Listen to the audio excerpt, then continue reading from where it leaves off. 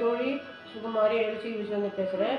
இன்னைக்கு ஆன்மீக தகவலில் விவேகானந்தரோட வீர உரைகளை பற்றி பார்க்க போகிறோம். மனிதர்களே நமக்கு வேண்டும், மற்றவை அனைத்தும் தயாராக வந்து சேரும். ஆனால் வலிமை மிக்க சுறுசுறுப்பான ஸ்ரத்தை பொருந்திய இளைஞர்கள், உண்மையில் பிடிப்பு கொண்ட இளைஞர்களே தேவை. அத்தகைய ஒரு 100 இளைஞர்களால் இந்த உலகமே புரட்சிகரமான மாறுதலை பெற்றுவிடும். மனிதர்களே நமக்கு வேண்டும், மற்றவை அனைத்தும் தயாராக வந்து சேரும்.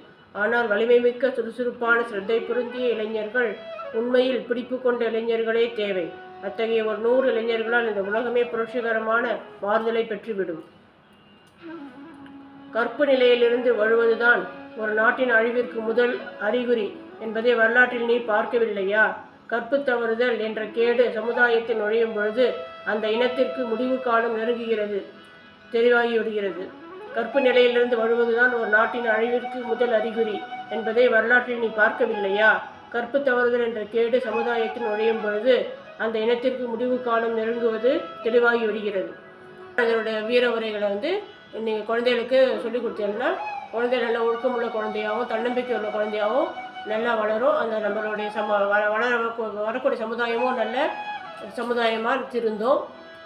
அதனால் நீங்கள் குழந்தைகளுக்கு நல்ல விஷயங்கள்லாம் சொல்லிக் கொடுங்க. இந்த மாதிரி விவேகானந்தருடைய வீர உரைகள் அதெல்லாம் நல்லபடியாக சொல்லிக் கொடுங்க குழந்தைகளுக்கு. இதை பிடிச்சிருந்தா நீங்கள் சப்ஸ்கிரைப் பண்ணுங்கள், ஷேர் பண்ணுங்கள், லைக் பண்ணுங்கள். நன்றி, வணக்கம்.